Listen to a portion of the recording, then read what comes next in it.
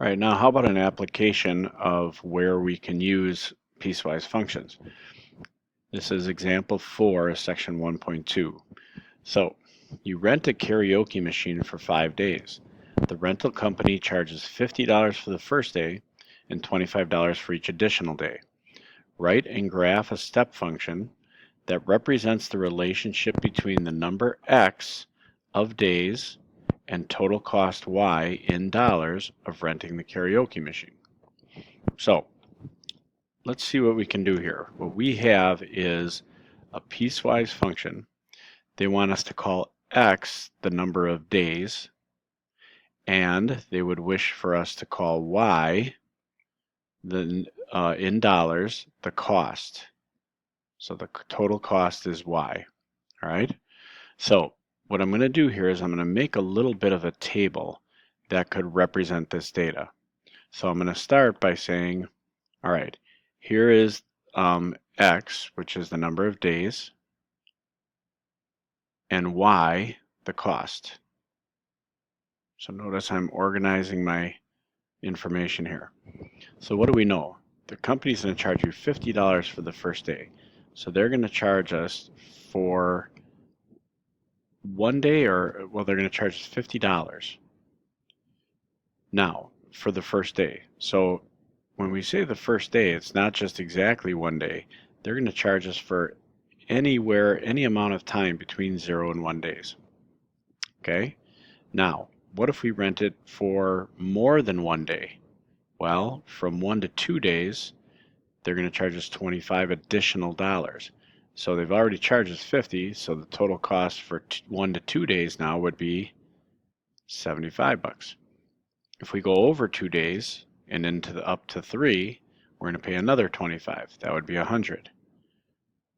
Then over 3, but under 4, another 25. That would give us 125. And more than 4, but up to 5 would be 150. Okay, and that's where we can stop because they said we're going to rent it for 5 days. Okay, so now this is the function that tells us. So now you notice it's not just one number that's 50, it's a period of numbers. Okay, so what I want to write is I want to write and graph the function. So the function itself is going to have 1, 2, 3, 4, 5 pieces. Because what do we know? Well, we know that if x, the number of days, is between 0 and 1, so if x is at least 0 up to 1 day, we know we're going to pay how much? $50. If I use more than 1 day, all the way up to and including 2 days, we're going to pay 75. I'm going to pay 100 if I use over 2. So notice 1 and 2 are not included here. Over 2, but up to 3, so 3 is included. I'll pay 100, 125 if I use more than 3, all the way up to 4, and it'll cost 150 if I use from 4 to 5. Now, what does a graph look like? Well, this is x, the number of days, and this is y, the number of dollars that it costs, right? So let's go up by 25 here. Let's call this 50, 75, 100, 125, 150. And of course this would be 25, and so on. It costs exactly 50. Notice we've been graphing mx plus b. Now there's no mx, the x isn't there, there's just the b, right?